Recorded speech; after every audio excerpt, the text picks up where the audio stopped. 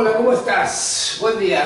Mira, hoy vamos a tener una pequeña charla, si te interesa, sobre cuál debería ser nuestra actitud o nuestra postura frente a estos exámenes de admisión a las universidades, que para los que no son de este país de Argentina, les recuerdo que en algunas suelen ser bastante complejas y estresantes por su metodología, por un lado, porque son generalmente problemas de múltiple opción y tienen muchas preguntas. En el caso de la Universidad para Medicina de la de Mendoza son 50 preguntas, de las cuales tienen que tener 30 correctamente aprobadas para poder ingresar, o en la de Cuyo en los últimos años fueron 30, de las cuales tenemos que aprobar 18.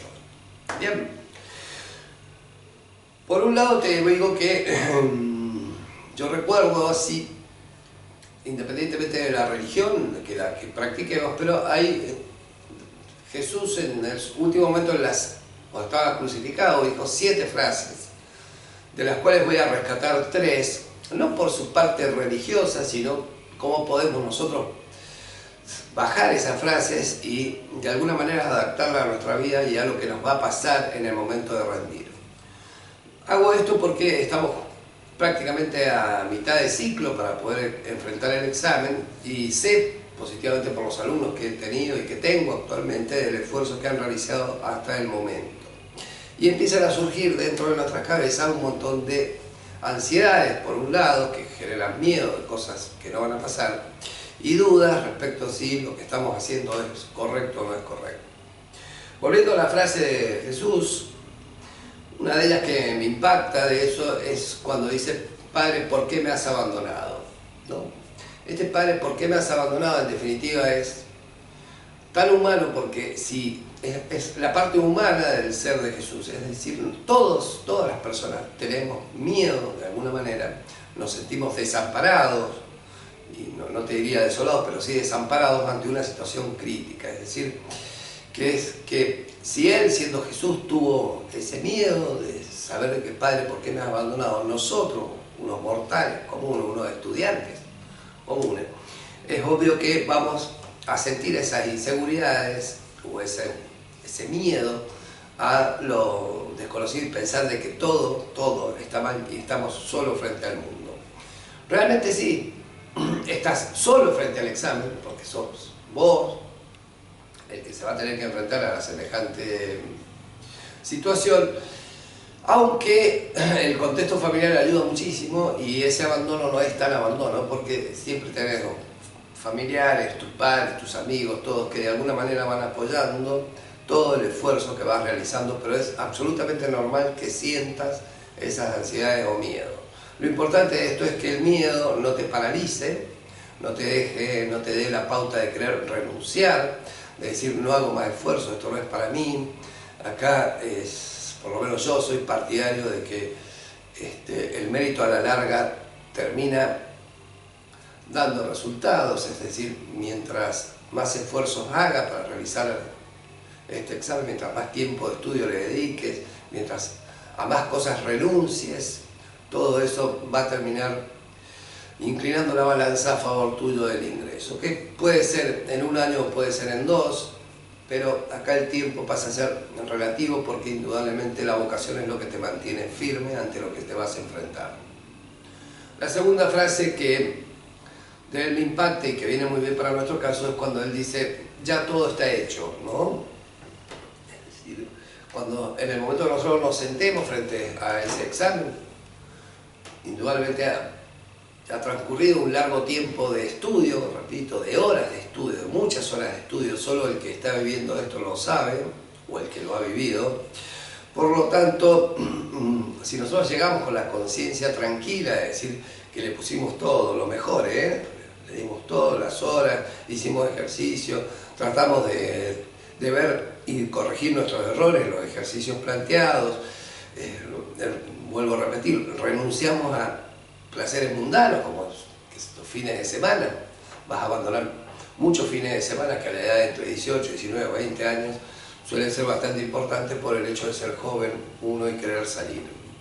Así que desde ya en eso depende muchísimo de vos, de que le dediques todo lo que hay que dedicarle y ponerle el tiempo y el esfuerzo para esa tareita que ya sabemos que no es fácil.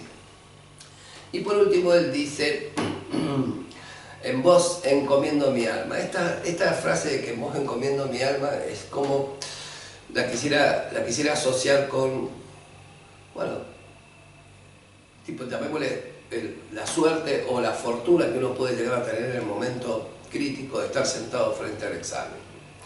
Pueden ocurrir casos desafortunados, se te rompe la calculadora cuando estás en el examen, no te funciona bien. Puede ocurrir también que se te olviden algunas fórmulas para poder determinar algún problema, que se te olviden algunos conceptos que hayas estudiado y que no los tengas muy claros en la memoria, o que en el transporte que te muevas se rompa el transporte y llegues tarde al examen. También puede ocurrir eso. Pero al margen de esas situaciones externas al examen, es bueno saber que, como he dicho en otros videos de este tipo, que a la suerte hay que ayudarla. Es decir, mientras nosotros tengamos todo previsto, si el examen comienza a las 8:30, no lleguemos a las 8:15, tratemos de tomar o llegar 7:30, una hora antes, por las dudas de cualquier imprevisto que pueda ocurrir, o que tengamos el tiempo para poderlo solucionar. Si pensás que la calculadora te va a fallar, y bueno, es bueno que veas antes de rendir, de recambiar las pilas, de ver que todo funcione bien, o llevar dos, en el caso una de repuesto, por las dudas. O sea, siempre uno puede prever aquellos imprevistos que puedan ocurrir en el momento del examen. Y con respecto a si nos olvidamos o no nos olvidamos de alguna fórmula o de algún concepto básico, recordad que en la vida siempre nos vamos a equivocar. O sea, si el examen son 30 preguntas para una universidad y 50 preguntas para la otra, no significa que tenemos que responder correctamente las 30 o responder correctamente las 50. Es decir, que en el caso de que con un examen de 30 tengamos que tener 18 pruebas, quiero que sepas y que te lo metas bien en la cabeza, que te podés equivocar en 12 preguntas y sin embargo vas a aprobar el examen.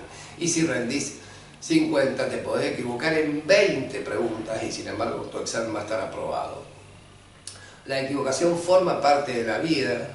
Siempre en la vida te vas a equivocar, vas a cometer muchísimos errores, no solo como estudiante, si en un examen, sino a lo largo de todo el transcurso de la vida, como los he cometido yo, como los he cometido mi familia, como los han cometido mis amigos.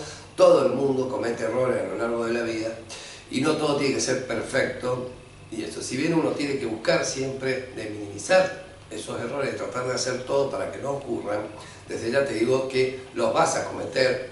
Y en algunos casos errores que pueden ser subsanados fácilmente con un simple perdón, otros te van a costar dinero, otros te van a costar porque hiciste una mala inversión, qué sé yo, otros te van a costar hasta amistades tal vez. Pero es bueno que sepas que todos, absolutamente todos cometemos errores y esto no te deja exento a vos de que cometas errores el día de rendir. Esta evaluación no va a decir si sos un buen o un mal estudiante, lo único que es un trámite para poder ingresar a la facultad. Y desde ya te pido que recapacites sobre estas cosas para aliviar un poco la carga o la presión que sentís con esto, porque todas estas cosas, estas mochilas que uno carga, terminan en detrimento de una actitud que suele ser negativa, y esto es una retroalimentación. Es decir, si yo tengo actitudes positivas y pensamientos positivos, el resultado generalmente va a ser positivo también. Lo importante es que en ese ciclo, ¿no?, de actitud, pensamiento y resultado, uno puede ir reciclando los errores y los malos pensamientos, los puede ir dejando de lado para convertirlos en buenos. Ayer, a propósito de esto, en uno de mis exalumnos que me saludó por mi cumpleaños, no recuerdo bien, me recordó una frase que yo les decía desde chico, porque hace muchos años que hago esto de los ingresos universitarios, donde decía que una situación difícil deja de ser difícil cuando uno la considera como una tontera o, discúlpame la expresión, como una pelotudez. Es decir, si un problema yo en la primera lectura considero que es sumamente difícil, si veo ese problema una vez que lo aprenda a hacer, en mi cabeza ya grabo que es fácil de resolverlo en realidad, y el prejuicio que tenía de que era difícil a la anterioridad del examen, y una vez resuelto bien, considero que en definitiva no era tan dificultoso, sino que era fácil de resolución, ayuda mucho a esto. Y para que esto sea beneficioso, esa ayuda, esa cosa de que vos consideres que todos los problemas terminan siendo fáciles, lo mejor que hay que hacer problemas. Es decir, si yo tengo que rendir o ponerle una unidad de cinemática en física, no hago 10 problemas de cinemática, sino tratar de hacer 100, tratar de hacer 200 problemas de esa misma unidad, como para que vayas ganando la seguridad necesaria para poder encarar todo esto. Lo importante es la actitud, la seguridad, el procedimiento que vos resuelvas, y el resultado, créeme que va a ser siempre beneficioso, independientemente en qué tiempo eso ocurra. Bueno, desde ya gracias por estar ahí y te deseo lo mejor, y en esta segunda parte hay que poner todo todavía y dejar todo, porque esto aún no termina. Desde ya muchas gracias y nos vemos en la próxima.